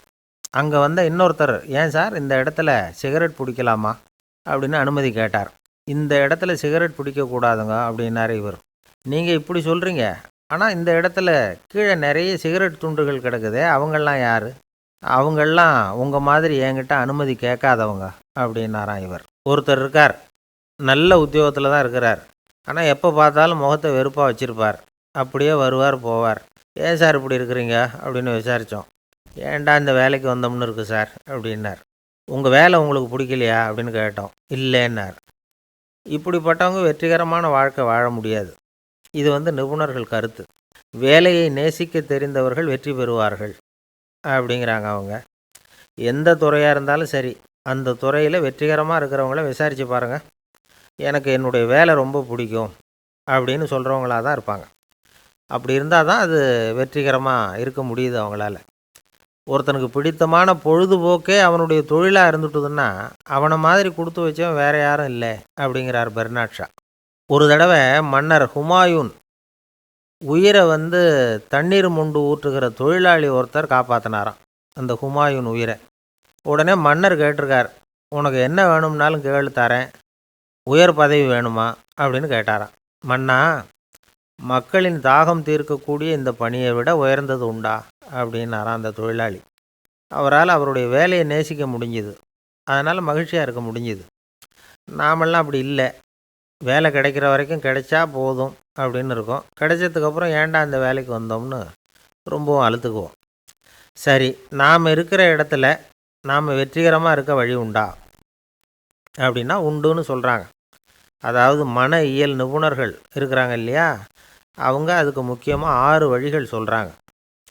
நீங்கள் ஒரு அலுவலகத்தில் வேலை பார்க்குறவரா அப்படின்னா இதை கேளுங்க. அதாவது உங்கள் மேலதிகாரி எதிர்பார்ப்புக்கு தகுந்த மாதிரி உங்கள் வேலை இருக்குதா? அப்படி இல்லைன்னா முதல்ல உங்கள் வேலையின் தரம் உயரணும். உங்களுக்கு மேலே கீழே வேலை பார்க்குற பணியாளர்கள்கிட்ட நல்ல விதமாக பழகுறீங்களா? அந்த உறவு முறையில் ஏதாவது குறை இருந்தால் அதை கண்டுபிடிச்சி சரி பண்ணுங்க. நம்பிக்கைக்கு உரியவர் அப்படின்னு நீங்கள் பேர் எடுக்கணும். நீங்கள் எடுக்கிற முடிவு நல்ல முடிவாக தான் இருக்கும் அப்படின்னு அடுத்தவங்க சொல்லணும். உங்கள் தோற்றத்துக்கு முக்கியத்துவம் கொடுங்க. இது மனம், உடல் ரெண்டும் சம்மந்தப்பட்டது. அதனால் மனசையும் ஆரோக்கியமாக வச்சுருக்கணும், உடம்பையும் ஆரோக்கியமாக வச்சுருக்கணும். உங்களுடைய நிர்வாகம் செயல்படுற விதத்தை நல்லா புரிஞ்சு வச்சுக்கணும். உங்களுடைய நிர்வாகம் இப்போ ஒரு காரியம் செய்யுதுன்னு வச்சுங்க, ஏன் அப்படி செய்யுது, எதுக்காக அப்படி செய்யுது, அதனுடைய குறிக்கோள் என்ன, அது நீடிக்கிறதுக்கு காரணம் என்ன, இதையெல்லாம் தெரிஞ்சுக்கணும். சிரிப்புக்கு வஞ்சகம் பண்ணக்கூடாது. நல்லா சிரிக்கணும், அப்போ தான் அது திரும்ப கிடைக்கும். கடந்த கால தோல்வியை பற்றி கவலைப்படக்கூடாது. முதலாளி விருப்பம் தெரிஞ்சு நடந்துக்கிறது நல்லது தான். அதுக்காக காக்கா பிடிக்கணுங்கிற அவசியம் இல்லை. உங்களுக்கு ஒரு பொறுப்பான வேலை கிடைக்குது, உடனே சத்தம் குழப்பம் அப்படின்னு சூழ்நிலையை இறுக்கமாக ஆக்கிடக்கூடாது. எந்த சூழலையும் இயல்பாக கையாளக்கூடியவர் அப்படிங்கிறத காட்டணும். இதெல்லாம் உங்கள் துறையில் நீங்கள் வெற்றி பெற நிபுணர்கள் சொல்கிற யோசனைகள். இவ்வளவு விவரமும் சொல்லிவிட்டு ஒருத்தரை பார்த்து கேட்டோம், இப்போ சொல்லுங்கள், நீங்கள் செய்கிற வேலை உங்களுக்கு பிடிச்சிருக்குதா அப்படின்னோம். ரொம்ப ரொம்ப பிடிச்சிருக்குது அப்படின்னார். சரி, என்ன செஞ்சிகிட்டு இருக்கிறீங்க அப்படின்னு கேட்டோம். சும்மா தான் இருக்கிறேன் அப்படின்னார் அவர். ஒரு ஆசாமி வேகமாக ஓடிக்கிட்டு இருந்தான். ஏன் இப்படி ஓடுறேன்னு கேட்டார் இன்னொருத்தர். அங்கே ஒரு ஆள் அடிபட்டு கிடக்கிறான், அதை பார்த்தேன், உடனே ஓடுறேன்னா. எங்கேன்னு கேட்டார். ஆஸ்பத்திரிக்குன்னா. ஒரு ஆள் அடிபட்டு கிடக்கிறத பார்த்தா உடனடியாக நாம் செய்ய வேண்டியது முதல் உதவி, அதுக்கப்புறம் தான் ஆஸ்பத்திரி. இன்றைக்கி விபத்துங்கிறது சர்வசாதாரணமாக நடந்துக்கிட்டு இருக்குது. வாகன விபத்து, வெடிகுண்டு விபத்து, தீ விபத்து, கட்டடம் சரியறது, பூகம்பம், இப்படி நிறைய நடக்குது. ஒரு விபத்தை பார்த்துட்டா நம்மளில் பல பேர் நமக்கு என்னத்துக்கு வம்புன்னு ஒதுங்கி போயிடுறதும் உண்டு. சில பேர் துணிஞ்சு கிட்ட போய் உதவி செய்கிறதும் உண்டு. அப்படி உதவி செய்ய நினைக்கிறவங்களுக்கு உபயோகப்படுற தகவல் இது. விபத்தில் காயமடைஞ்சவங்களை 3 பிரிவாக பிரிக்கலாமா. முதல் வகை கொஞ்சம் சீரியஸானது, உயிருக்கு உடனே ஆபத்து தரக்கூடியது. மூளை காயம், முகம், கழுத்து காயங்கள், இருதயம், நுரையீரல் காயங்கள், வயத்தில் உள்ளுறுப்பு காயங்கள், அதிகப்படியான இரத்தப்போக்கு, இதனால எல்லாம் பாதிக்கப்பட்டிருந்தால் அது முதல் வகை அப்படின்னு நாமளே மனசுக்குள்ளே முடிவு பண்ணிக்கணும். இவங்களுக்கெல்லாம் உடனடியாக முதல் உதவி கொடுக்கணும். தாமதப்படுத்தாமல் ஆஸ்பத்திரிக்கு கொண்டுகிட்டு போயிடணும். இப்படி கொஞ்சம் எச்சரிக்கையாக நடந்துக்கிட்டால் அவங்களில் பல பேரை காப்பாற்றி போடலாம். 2வது வகை எப்படின்னா, முதல் உதவி விரைவாக கிடைச்சா உயிர் பிழைக்கக்கூடிய மார்பு காயங்கள், கைகால் எலும்பு முறிவு, இடுப்பு முதுகெலும்பு காயம், சீரான இரத்த சேதம், இப்படிப்பட்டவங்களை 2வது வகையாக பிரிக்கணும். ஆபத்து இல்லாத சிராய்ப்புகள், சிறு காயங்கள், இரத்த உறைவுகள், இதனால் பாதிக்கப்படுறவங்க 3வது வகை. ஒருத்தர் தலையில் அடிபட்டு நினைவு விழுந்துட்டார்னு வச்சுங்க, அவருக்கு வாந்தி வர்றதுனால புறையேறி மூச்சு அடைப்பு உண்டாகும். இப்படி ஆகாமல் இருக்கிறதுக்காக தலையை ஒரு பக்கமாக சாய்ச்சி வைக்கலாம். நாடி துடிப்பையும் இதய துடிப்பையும் தொட்டு பார்க்கணும். அது குறைஞ்சிருந்தாலும் சரி, நின்று இருந்தாலும் சரி, அவர் மார்பை நிமிஷத்துக்கு 80 தடவை உள்ளங்கையால் அழுத்தி இதய துடிப்பை மீட்கிறதுக்கு உதவி பண்ணணும். கழுத்தில் காயம்பட்டாலும் ஆபத்து அதிகம். கழுத்துக்கு அடியில் ஒரு துண்டை மடித்து வைக்கலாம். 2 பக்கமும் சின்ன தலையணை அல்லது துணி மடிப்புகளை வச்சு கழுத்தை அதிகமாக அசையாமல் பார்த்துக்கலாம். முதுகெலும்பு முறிஞ்சிருக்குமோ அப்படிங்கிற சந்தேகம் இருந்ததுன்னா அவரை அதிகமாக அசைய விடக்கூடாது. அதிகமாக அசைஞ்சால் தண்டு இடத்துல பாதிப்பு ஏற்பட்டு கை கால் விளங்காமல் போயிடும். அவரை ஒரு கனமான போர்வை இல்லைன்னா பாயில் படுக்க வச்சு 4 பேர் மெதுவாக தூக்கி மருத்துவ உதவிக்கு அனுப்பி வைக்கலாம். கையெலும்பு முறிஞ்சிருந்தால் முறிஞ்ச பாகத்தை உடம்போடு சேர்த்து அசையாமல் கட்டி போடலாம். கால் எலும்பு முறிஞ்சிருந்தால் மற்ற காலோடு சேர்த்து கட்டி போடலாம். முறிஞ்ச பாகம் தொங்காமல் பார்த்துக்கணும். அப்போ தான் வீக்கம் உண்டாகாமல் இருக்கும். வெட்டு காயம், குண்டடிப்பட்ட காயம், இதிலெல்லாம் ரத்தப்போக்கு அதிகமாக இருக்கும். ரத்தம் வெளியேற ஆபத்து அதிகம். சுத்தமான துணியை பல மடிப்புகளை மடித்து காயத்தின் மேலே வச்சு அழுத்தமாக ஒரு 10 நிமிஷம் பிடிச்சிக்கணும். ரத்தம் நின்ன உடனே காயத்துக்கு கட்டு போடலாம். சில சமயம் காயம்பட்ட பாகத்தை உயரமாக தூக்கி பிடிச்சிக்கிட்டா தான் ரத்த கசிவு நிற்கும். இந்த விவரங்களையெல்லாம் கொஞ்சம் மனசில் வாங்கி வச்சுக்கிட்டோம்னா சமயத்தில் உதவும். ஏன்னா இந்த காலத்தில் விபத்து எந்த ரூபத்தில் எப்போ வரும்னு யூகிக்கவே முடியல. நண்பர் ஒருத்தர் சொன்னார், நேற்றுக்கு பாருங்கள் சார், என் கண்ணு முன்னாடியே ஒரு சின்ன விபத்து நடந்ததுன்னார். என்னென்னு விசாரித்தோம். ஒரு பஸ்ஸில் வந்துக்கிட்டு இருந்தேன். அந்த பஸ்ஸில் பின்பக்கம் படி ஓரமாக நின்றுக்கிட்டு இருந்த ஒருத்தர் ரோட்டில் விழுந்துட்டார். டிரைவர் அதை கவனிக்கலை, நிறுத்தாமல் அவர் பாட்டுக்கு போகிறாருன்னார். கண்டக்டர் உடனே விசில் கொடுத்து பஸ்ஸை நிறுத்த வேண்டியது தானே அப்படின்னோம். அதுதான் சார் முடியாமல் போச்சுன்னார் அவர். ஏன்னு கேட்டாங்க. தவறி கீழே விழுந்ததே அந்த கண்டக்டர் தான் சார் அப்படிங்கிறார். ஒரு தெருவில் சில சிறுவர்கள் விளையாடிக்கிட்டு இருந்தாங்க. ஏதோ ஒரு உயரமான கல்லை நடுத்தெருவில் வச்சு அதை சுற்றி சுற்றி ஓடி வந்துக்கிட்டு இருக்கிறாங்க. அது என்ன விளையாட்டோ அவங்களுக்கு தான் தெரியும். கொஞ்ச நேரம் அப்படி விளையாடிக்கிட்டு இருந்தவங்க விளையாடி முடித்ததும் அந்த கல்லை நடுத்தெருவில் அப்படியே விட்டுட்டு அவங்கவுங்க வீட்டுக்கு ஓடி போட்டாங்க. அதுக்கப்புறம் அந்த வழியாக 2 பெண்கள் பேசிக்கிட்டே வந்தாங்க. பேச்சு சுவாரஸ்யத்தில் நடுத்தெருவில் இருந்த அந்த கல்லை கவனிக்கலை. காலில் இடிச்சுட்டுது, லேசாக ரத்தம் வந்துட்டுது, வலி தாங்கலை. காலில் இடிச்சுக்கிட்ட பொண்ணு திட்ட ஆரம்பிச்சுட்டுது. வர வர ஊர் உலகம் ரொம்ப கெட்டு போச்சு, யாருக்கும் பொறுப்பே கிடையாது பாரு, இப்படி நடுத்தெருவில் பொறுப்பு இல்லாமல் இப்படி கல்லை போட்டு வச்சுருக்குறாங்களே, இது நியாயமா அப்படின்னு சொல்லி இந்த சமூகத்தை கடுமையாக விமர்சனம் பண்ணிக்கிட்டே அவங்க போயிட்டாங்க. கொஞ்ச நேரம் கழித்து ஒரு வாலிபன் அந்த வழியாக வந்தான். அந்த கல்லை பார்த்தான், நின்னான், ஒரு நிமிஷம் யோசனை பண்ணான். என்ன பண்ணலாம்னு பார்த்தான். தன்னுடைய வீரத்தையும் பலத்தையும் காட்டணும்னு நினச்சான். பின்னாடி போனான். அப்புறம் வேகமாக ஓடி ஒரு சின்ன ஹை ஜம்ப், அப்படியே துள்ளி குதித்தான். துள்ளி குதித்து தாண்டி அந்த பக்கமாக போய் விழுந்தான். அப்படியே விசில் அடிச்சுக்கிட்டு அவன் பாட்டுக்கு நடந்து போகிறான். அடுத்தபடியாக ஒரு காதல் ஜோடி அந்த வழியாக வந்தது. நடுத்தெருவில் கண்ணில் பட்டது. அவங்க 2 பேரும் ரொம்ப நெருக்கமாக சேர்ந்து வந்துக்கிட்டு இருக்கிறாங்க. நடுவில் கல் இருக்கிறதுனால கொஞ்ச நேரம் 2 பேரும் விலகி மறுபடியும் இந்த பக்கம் சேர்ந்து போகணும். கொஞ்ச நேரம் நாம் பிரிய வேண்டி இருக்குதே அப்படின்னு வருத்தத்தோடு முணுமுணுத்துக்கிட்டே இந்த பக்கம் வந்தாங்க. அதுக்கப்புறம் வழக்கம் போல் சேர்ந்து அவங்க பாட்டுக்கு எதிர்காலத்தை பற்றி கற்பனை பண்ணிக்கிட்டே போயிட்டாங்க. கடைசியாக அந்த வழியாக பார்வை இல்லாத ஒருத்தர் வந்துக்கிட்டு இருக்கார். அவர் கையில் வழக்கமாக வச்சிருக்கிற அந்த ஊன்றுகோல், கையில் இருக்கிற அந்த ஊன்றுகோலால் தனக்கு முன்னாடி அப்படியே இப்படியும் அப்படியே தட்டிக்கிட்டு பார்த்துக்கிட்டே அவர் மெதுவாக நடந்து வந்துக்கிட்டு இருக்கிறார். வழியில் இருக்கிற அந்த கல் தட்டுப்பட்டுது. உடனே நடுத்தெருவில் ஒரு கல் இருக்குங்கிறத அவர் புரிஞ்சுக்கிட்டார். உடனே குனிஞ்சார். அந்த கல்லை தடவி பார்த்து எடுத்தார். தெரு ஓரமாக கொண்டுட்டு போய் போட்டார். அதுக்கப்புறம் அவர் பாட்டுக்கு அவர் வழியில் நடந்து போனார். இப்போது இதில் பல பேர் வந்தாங்க போனாங்க.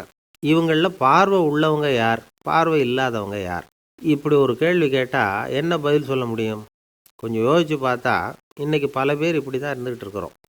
ஒரு ஆள் பார்க்குறதுக்கு பெரிய மனுஷன் மாதிரி இருக்கார். ஒரு தெரு வழியாக நடந்து வந்துக்கிட்டு இருந்தார். இருட்டு நேரம். வழியில் ஒரு பெரிய கல் கிடந்தது, கருங்கல். பார்த்தார். கொஞ்ச நேரம் யோசித்தார். போய் தூக்கி பார்த்தா ரொம்ப கனமாக இருந்தது. இன்னொரு ஆள் சேர்ந்தாதான் தூக்க முடியும். இவர் உடனே ரோட்டு ஓரமாக போய் ஒரு மரத்தடியில் உட்காந்துக்கிட்டார். ரெண்டு பக்கமும் பார்த்துக்கிட்டே இருக்கார், யாராவது வர்றாங்களான்னு. கொஞ்ச நேரத்தில் ஒருத்தர் வந்தார். இவருக்கு தெரிஞ்சவர். என்னங்க இந்த நேரத்தில் இங்கே உட்காந்துருக்குறீங்கன்னு கேட்டார் அவர். அதோ அந்த கருங்கல் அப்படின்னு சுட்டி காட்டினார். ஓ, அதை தூக்கி ஓரமாக போடணுமா? வாங்க 2 பேரும் தூக்கலான்னார் வந்தவர். நான் அதுக்காக உட்காந்துருக்கலேன்னார் இவர். பின்ன வேற எதுக்காகன்னார் அவர். ஒரு மனுஷன் கருங்கல்லில் காலை இடிச்சுக்கிட்டான்னா எப்படி துள்ளுவான்னு பார்க்கணுங்கிறது எனக்கு ரொம்ப நாளாக ஒரு ஆசை. அதுக்காக தான் உட்காந்துருக்கிறேன் அப்படின்னாராம். பிரம்மத்தை அறிந்தவன் பிரம்மமாகறான் அப்படின்னு ஒரு பெரியவர் பேசினார் ஒரு கோவிலில். தைத்திரிய உபனிஷத்து அப்படி சொல்லுதான். இதை கேட்கும்பொழுது நமக்கு ஒரு சந்தேகம் வரும். அது எப்படி? பிரம்மத்தை அறிந்தவன் பிரம்மம் ஆகிறான்னா, சிங்கத்தை அறிந்தவன் சிங்கம் ஆகிறானா, தோசையை அறிந்தவன் தோசை ஆகிறானா? இப்படிப்பட்ட சந்தேகம் நமக்கு வர்றதில் ஒன்றும் ஆச்சரியம் இல்லை. இது இயற்கை. இதுக்கும் அந்த பெரியவரே பதில் சொல்கிறார். சிங்கம் வேற, நாம் வேற. அதனால் சிங்கத்தை அறிந்தவன் சிங்கம் ஆக மாட்டான். ஆனால் பிரம்மம் வேற, நாம் வேற இல்லை. அதனால் பிரம்மத்தை அறிந்தவன் பிரம்மமாகறான் அப்படிங்கிறது அவரோட விளக்கம். மனிதன் அவன்தான் தான் பிரம்மங்கிறது தெரியாதனால தான் அதை வேற எங்கேயோ தேடிட்டு இருக்கிறான். கடைசியில் அது தான் தாங்கிறது புரிஞ்சுக்கிற பொழுது அவன் பிரம்மம் ஆயிடுறான். இதை விளக்கிறதுக்கு ஒரு உபநிஷத்து கதையே இருக்குது. நமக்கு தெரிஞ்ச கதை தான், ஆனால் அதை வேறு விதமான அர்த்தத்தில் விளையாட்டாக சொல்லிகிட்டு இருக்கிறோம். ஒரு சமயம் ஒரு 10 நண்பர்கள் ஒரு காட்டு வழியாக போய்கிட்டு இருக்கிறாங்க. குறுக்க ஒரு நதி. அதை கடந்து அடுத்த பக்கம் போகணும். எல்லாரும் ஒரு வழியாக கடந்து அடுத்த கரைக்கு போய் சேர்ந்துட்டாங்க.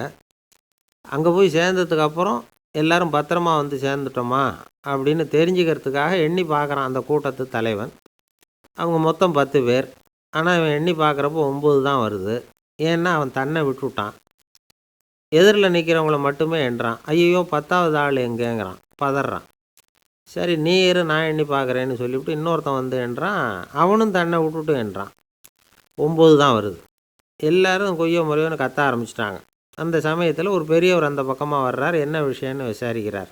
10வது ஆளை 6 அடிச்சுட்டு போட்டுது அப்படின்னு சொல்லி இவங்க அழறாங்க. சரி அழாதீங்க அப்படின்னு சொல்லி அந்த தலைவனை பார்த்து இப்படி வாங்குறார். வர்றான். இப்போ எனக்கு முன்னாடி ஒரு தரம் எண்ணு பார்க்கலாம்ங்கிறார். 1 2 3ன்னு ஆரம்பித்து 9ல் வந்து முடிக்கிறான். உடனே பெரியவர் நீ தான் அந்த 10வது ஆள் அப்படிங்கிறார். இது உண்மை. நாம தான் அது. நாம தான் நம்மளை வேற எங்கேயோ தேடிகிட்டு இருக்கிறோம். நாம் எங்கேயோ தேடிகிட்டு இருக்கிறோமே, அந்த பிரம்மம் நாம தான். இப்படி ஒரு பெரிய உண்மையை விளக்கிறதுக்காக தான் அப்படி ஒரு கதை சொல்லப்பட்டது. ஆனால் அதை வந்து நாம் வேறு விதமாக வேடிக்கையாக உபயோகப்படுத்திக்கிட்டு இருக்கிறோம். எப்படி தெரியுமா? ஒரு ஆத்தங்கரையில் ஒரு 10 பேர் முழிச்சுக்கிட்டே நின்றுக்கிட்டு இருந்தாங்களாம். அந்த பக்கமாக வந்த ஒருத்தன் ஏன் இப்படி முழிச்சுக்கிட்டு நிற்கிறீங்கன்னு கேட்டிருக்கிறான். எங்களுக்கு நீச்சல் தெரியாது, நாங்கள்லாம் அடுத்த கரைக்கு போய் சேரணும் அப்படின்னாங்களாம். சரி நான் கொண்டுட்டு போய் விடுறேன். எல்லாரும் அக்கறைக்கு போய் சேர்ந்த உடனே ஆளுக்கு ₹1 வீதமாக மொத்தம் ₹10 எனக்கு கொடுக்கணும் அப்படின்ட்டுருக்கான் இவன். சரின்னு ஒத்துக்கிட்டாங்க. இவன் ஒவ்வொருத்தராக கையை பிடிச்சி மெதுவாக ஆற்றுல இறக்கி அழைச்சிட்டு போயிட்டான். 9 பேரை கரை சேர்த்துட்டான். 10வது ஆள் பாதி ஆற்றுல போயிட்டு இருக்கிறப்போ திடீர்னு வெள்ளம் வந்துட்டுது. புடி நழுவி போச்சு. கையை விட்டுட்டான். வெள்ளம் அடிச்சிட்டு போட்டுது. அழைச்சிட்டு வந்தவன் நீச்சல் அடித்து தட்டு தடுமாறி கரைக்கு வந்து சேர்ந்துட்டான். கரையில் இருந்தவங்களுக்கு இந்த விஷயம் தெரியாது. இருந்தாலும் இவன் உடம்பு பூரா நனைஞ்சி கொஞ்சம் அதிகமாக மூச்சு வாங்க நின்றுக்கிட்டு இருந்தானா, ஏங்க ஏன் இப்படி மூச்சு வாங்குது, என்ன விஷயம் அப்படின்னு கேட்டாங்களாம். அதுக்கு இவன் கொஞ்சமாக அலட்டிக்காமல் சொன்னானா, வேற ஒன்றும் இல்லை, நீங்கள் கொடுக்க வேண்டிய 10 ரூபாயில் 1 ரூபா குறைஞ்சி போச்சு, அவ்வளவுதான் அப்படின்னானா. ஒரு சீன தேசத்து அரசர் இருந்தார். அவருக்கு வயசாயிட்டுது. அவருக்கு அடுத்தபடியாக அவருடைய புள்ள பட்டத்துக்கு வரணும், ஆட்சி பொறுப்பை ஏற்றுக்கணும். ஒரு நல்ல தலைவனுக்கு இருக்க வேண்டிய பண்புகள்லாம் தன்னுடைய மகனுக்கு இருக்கணும்னு விரும்பினார் அந்த அரசர். அதனால் இளவரசனை பக்கத்தில் இருந்த ஒரு குரு கிட்ட அனுப்புனார். இளவரசன் அவர்கிட்ட போய் சேர்ந்தான். அந்த குரு என்ன பண்ணார் தெரியுமா? இவனை பார்த்து சொன்னார், இதை பாருப்பா, நீ என்ன பண்ணுற, இப்போவே பக்கத்தில் இருக்கிற காட்டுக்கு போ, நடு காட்டில் போய் ஒரு இடத்துல உட்காந்துக்கோ, அங்கே என்னென்ன சத்தம்லாம் உன் காதில் விழுதுன்னு கவனித்து கேளு, உன் காதில் விழுந்த ஓசைகள் என்னென்னங்கிறத என்கிட்ட வந்து சொல்லு, அதுதான் எனக்கு தெரியணும், உனக்கு வேலையும் அதுதான் அப்படின்னு சொல்லி அனுப்பி வச்சுட்டார். இளவரசன் காட்டுக்கு போனான். குரு சொன்னபடியே ஒரு இடத்துல உட்காந்து கவனித்து கேட்டான். அதுக்கப்புறம் குருக்கிட்ட திரும்பி வந்தான். என்னென்ன சத்தம்லாம் கேட்ட அப்படின்னு கேட்டார் குரு. குருவே, காட்டில் நான் பறவைகள் சத்தம்லாம் கேட்டேன், மிருகங்களின் ஓசையையும் கேட்டேன், இதை தவிர இடி மின்னல் மழை இதுகளோட சத்தத்தையும் கேட்டேன் அப்படின்னா. குரு யோசனை பண்ணார், நீ இன்னமும் சரியாக கேட்கல, அதனால் மறுபடியும் காட்டுக்கு போ, கொஞ்ச நாள் தங்கியிருந்து கேட்டுட்டு வா அப்படின்னார். இளவரசனுக்கு ஒன்றும் புரியல. இருந்தாலும் குருவின் கட்டளையாச்சே, மறுக்க முடியுமா? உடனே அவன் மறுபடியும் காட்டுக்கு போனான். ஒரு இடத்துல உட்காந்தான். கொஞ்ச நேரம் உன்னிப்பாக கவனித்து கேட்டான். சில நாள் கழித்து குருக்கிட்ட திரும்பி வந்தான். குருவே, இந்த தடவை சில துல்லியமான சத்தங்களை எல்லாம் கேட்டான். தேனீ பறக்கிற சத்தம், நீரோடையின் மெல்லிய ஓசை, இதெல்லாம் கேட்டேன்னா. குரு சிரித்தார். நீ மறுபடியும் காட்டுக்கு போ, இன்னும் சில நாள் அங்கே இரு, முழுமையாக கவனமாக கேட்டுக்கிட்டு வா அப்படின்னு சொல்லி அனுப்பி வச்சுட்டார். இளவரசனுக்கு குழப்பம் அதிகமாயிட்டுது. ஒன்றுமே புரியல. மறுபடியும் காட்டுக்கு போனான். மௌனமாக ஒரு இடத்துல உட்காந்துட்டான். அப்படியே தியானத்தில் ஆழ்ந்துட்டான். சில நாளில் அவனுக்கு இதுவரை கேட்காத ஓசைகள்லாம் கேட்க ஆரம்பிச்சிட்டுது. இதைத்தான் நான் கேட்கணும்னு என்னுடைய குரு எதிர்பார்த்துருக்கிறாருங்கிறத புரிஞ்சுக்கிட்டான். உடனே குருக்கிட்ட ஓடனான். குருவே, இந்த தடவை காதுகளுக்கு கேட்க முடியாத சில ஓசைகளை கூட என்னால் உணர முடிஞ்சுது. பூ மலருகிற ஓசை, சூரியனால் பூமி சூடாகிறப்போ எழுகிற ஓசை, காலை பனித்துளியை இந்த புல்லுலாம் குடிக்கிற ஓசை, இது எல்லாம் என்னால் நல்லா கேட்க முடிஞ்சுது அப்படின்னா.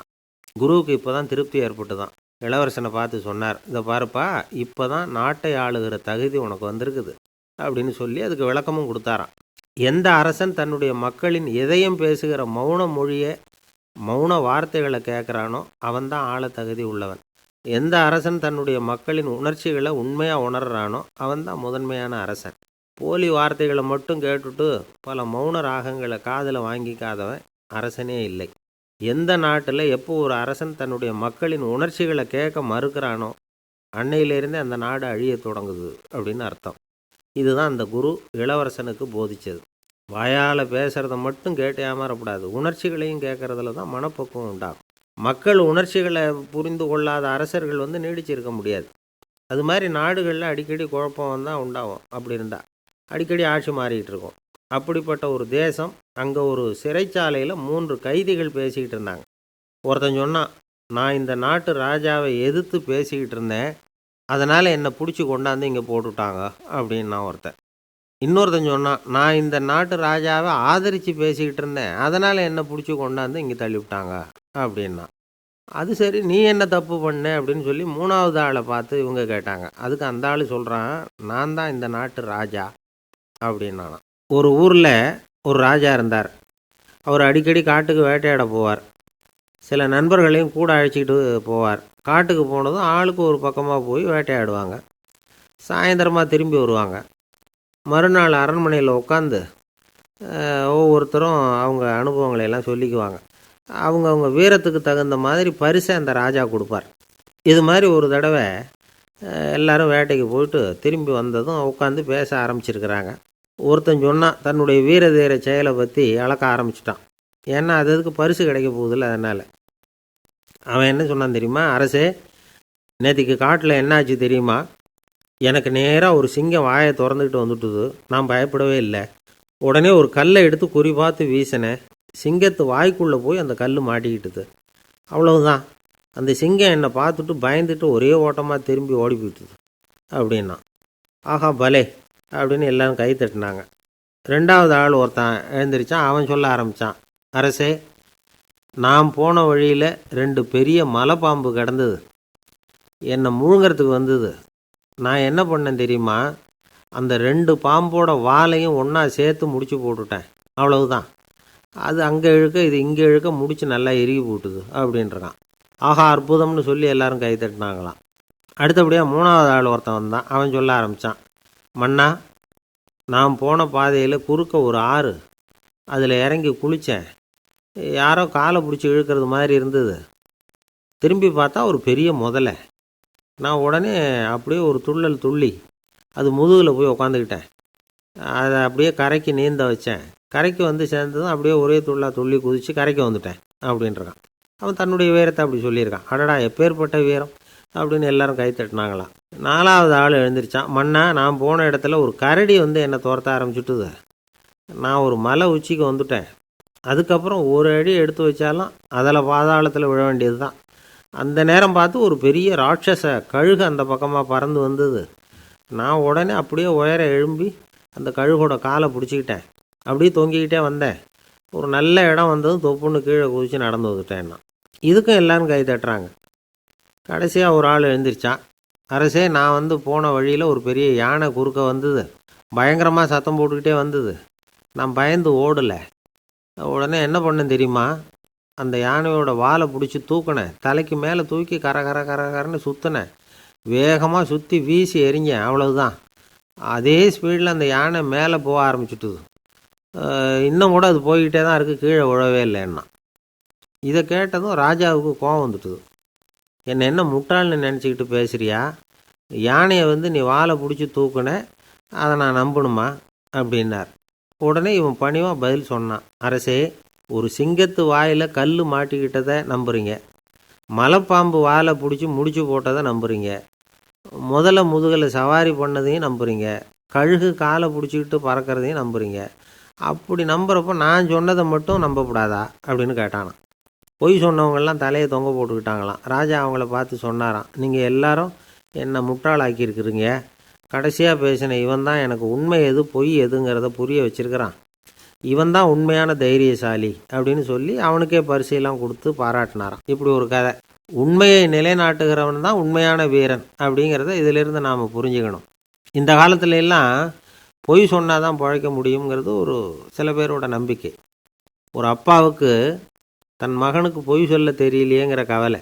பொய் சொன்னால் தான் இந்த உலகத்தில் பிழைக்கலாம், ஆனால் இவனுக்கு அது தெரியலையே, அதனால் இவனை அழைச்சிட்டு போய் நடுக்கடலில் விட்டுட்டு வந்துடுவோம் அப்படின்னு அழைச்சிட்டு புறப்பட்டான். கடற்கரைக்கு போனான். மகனுக்கு சந்தேகம். எங்கேப்பா என்னை அழைச்சிட்டு போகிறேன்னு கேட்டிருக்கான். கடலில் மீன் பிடிக்க கற்றுக் கொடுக்க போகிறேன் உனக்கு அப்படின்னானா. நான் ஏற்கனவே மீன் பிடிச்சிட்டேனேன்னானா இவன் மகன். எங்கே அதுன்னு கேட்டிருக்கான் அப்பங்காரன். சுட்டு சாப்பிட்டுட்டேன்ருக்கான் புள்ள. அப்பங்காரன் பார்த்தான். சரி, நம்ம புள்ள பொழைச்சிக்கும் அப்படின்னு சொல்லி திருப்பி அழைச்சிட்டு வந்துட்டானான். ஒரு பெரியவர் உட்காந்துருக்கிறார். அவரை சுற்றி அவருடைய தோழர்கள் உட்காந்துருக்கிறாங்க. ஏதோ ஒரு முக்கியமான செய்தியை அவர் வந்து அவங்களுக்கு சொல்லிகிட்டு இருக்கிறார். அவங்களும் ஆர்வமாக கேட்டுக்கிட்டு இருக்கிறாங்க. இந்த சமயத்தில் யாரோ ஒரு ஆள் வேகமாக அங்கே வர்றார். வர்ற வேகத்திலேயே எனக்கு ஏதாவது உதவி செய்யுங்க அப்படின்னு கேட்டுக்கிட்டே வர்றார். கேட்குறது உதவி, ஆனால் குரல் வந்து மிரட்டுறது மாதிரி இருக்குது, அதட்டி கேட்குறது மாதிரி இருக்குது. இதை கேட்டதும் அந்த பெரியவர் ஆத்திரப்படலை, ஆனால் அவரை சுற்றி இருந்தவங்க ஆத்திரப்பட்டாங்க. இதை பெரியவர் கவனித்தார். கொஞ்சம் அமைதியாக இருங்கன்னார். வந்தவரை கூப்பிட்டார். அவருக்கு சில பொருள்களை கொடுத்தார். என்னங்க, இப்போ உங்களுக்கு மகிழ்ச்சி தானே அப்படின்னார். ஆ அப்படின்னு அலட்சியமாக அவர் சொல்கிறார். நான் உங்களை நல்ல முறையில் நடத்தினேன்னா அப்படின்னு கேட்குறாரு அவர் மறுபடியும். அதெல்லாம் ஒன்றும் இல்லை அப்படின்னு சொல்லி அவர் சொல்லிகிட்டு இருக்கிறாரு. குரலில் வந்து கடுமை குறையில. சுற்றி இருந்தவங்களால் இதை பொறுத்துக்க முடியல. கோபத்தோடு அவரை நோக்கி நெருங்க ஆரம்பித்தாங்க. பெரியவர் அவங்களையெல்லாம் தடுத்து நிறுத்தினார். வந்தவரை வாங்க என்னோட அப்படின்னு சொல்லி அழைச்சிட்டு போனார். வீட்டுக்கு போனார். அங்கே போனதும் இன்னும் சில பொருள்களை எடுத்து அவர்கிட்ட கொடுத்தார். இப்போ திருப்தி தானே, நான் உங்ககிட்ட நல்ல முறையில் நடந்துக்கிட்டேனா அப்படின்னார். அவர் முகம் இப்போ தான் கொஞ்சம் மலர்ந்தது. ரொம்ப நன்றி, இறைவன் வந்து உங்கள் குடும்பத்துக்கு எல்லா நன்மைகளையும் செய்வான் அப்படின்னு சொன்னார். இதே வார்த்தைகளை என்னுடைய தோழர்கள்கிட்டே வந்து சொல்லிட்டீங்கன்னா அவங்க கோபம் தணிஞ்சிரும், வர முடியுமான்னார். கண்டிப்பாக வர்றேன் அப்படின்னாரு. மறுநாள் காலையில் அந்த இடத்துக்கு வந்தார். அதே மாதிரி சொல்லிவிட்டு அவர் போயிட்டார். தோழர்கள்லாம் ரொம்ப வியப்போடு பெரியவரை பார்த்தாங்க. அந்த பெரியவர் தான் நபிகள் நாயகம். அவர் சொன்னார், ஒருத்தன் ரொம்ப ஆசையாக ஒரு ஒட்டகத்தை வளர்த்துக்கிட்டு வந்தான். ஒரு நாள் அந்த ஒட்டகம் வந்து கயத்தை அறுத்துக்கிட்டு ஓடி போயிட்டுது. அக்கம் பக்கத்தில் இருக்கிறவங்கெல்லாம் அந்த ஒட்டகத்தை பிடிக்கிறதுக்கு முயற்சி பண்ணாங்க. அதை துரத்திக்கிட்டு ஓடினாங்க. ஒட்டகம் வந்து தாறுமாறாக ஓட ஆரம்பிச்சுது. இந்த சமயத்தில் ஒட்டகத்தை வளர்த்தவன் அங்கே ஓடி வந்தான். நீங்கள் அதை ஒன்றும் செய்ய வேணாம், விட்டுருங்க. அதோட சுபாவம் எனக்கு நல்லா தெரியும். அதை சுலபமாக என்னோடய வழிக்கு கொண்டுகிட்டு வந்துட முடியும். நான் பார்த்துக்கிறேன், விட்டுருங்கோ அப்படின்னா. எல்லாரும் விலகி போயிட்டாங்க. இவன் என்ன செஞ்சான் தெரியுமா? கொஞ்சம் புல்லை கையில் எடுத்துக்கிட்டு அந்த ஒட்டகத்தை நெருங்கினான். அவ்வளவுதான். அது ஓடி வந்து இவன் காலடியில் உட்காந்துக்கிட்டது. செல்லமாக அதை அப்படியே தடவி கொடுத்தான். முதுகில் ஏறி உட்காந்துக்கிட்டான். அது பாட்டுக்கு சாதுவாக நடந்து போகுது. இந்த கதையை நபிகள் நாயகம் தம்முடைய தோழர்களுக்கு சொல்கிறார். ஒட்டகத்தை மட்டும் இல்லை, சில மனிதர்களையும் கூட சில விதத்தில் அணுகி தான் அவர்களை வந்து சீர்திருத்த வேண்டியிருக்குது அப்படிங்கிறத அவங்களுக்கு உணர்த்தினார். இது ஒரு அழகான உளவியல் அணுகுமுறை. சில குடும்ப தலைவர்கள் கூட இந்த ஒட்டகம் மாதிரி நடந்துக்கிறது உண்டு. அப்புறம் அடங்கி போகிறதும் உண்டு. ஒரு குடும்பத் தலைவர் காலையில் எழுந்திரிச்சதுலேருந்து சத்தம் போட்டு கத்திக்கிட்டு இருப்பார். பக்கத்தில் இருந்தவங்கெல்லாம் ஓடி போய் சமாதானம் பண்ணி பார்த்தாங்க. அவர் ஓயறது மாதிரி தெரியல. கடைசியில் அவர் மனைவி வந்தாங்க. நீங்கள் எல்லாம் விலகி போயிடுங்க, அவர் சுபாவம் எனக்கு தெரியும், நான் பார்த்துக்கிறேன் அப்படின்னாங்க. சரின்னு எல்லோரும் போயிட்டாங்க. சாயந்தரமாக வந்து பார்க்குறாங்க, அவர் சத்தம் இல்லாமல் ஒரு மூலையில் உட்காந்துருக்கிறார். ரொம்ப சாதுவா. ஆச்சரியமாக இருந்தது. என்னம்மா பண்ணீங்கன்னு கேட்டாங்க. அது ஒன்றும் இல்லைங்க, ஒரு வேளை சாப்பாட்டை நிறுத்தினேன், பட்னி போட்டேன், அவ்வளவுதான் அப்படின்னாங்க அந்த அம்மா.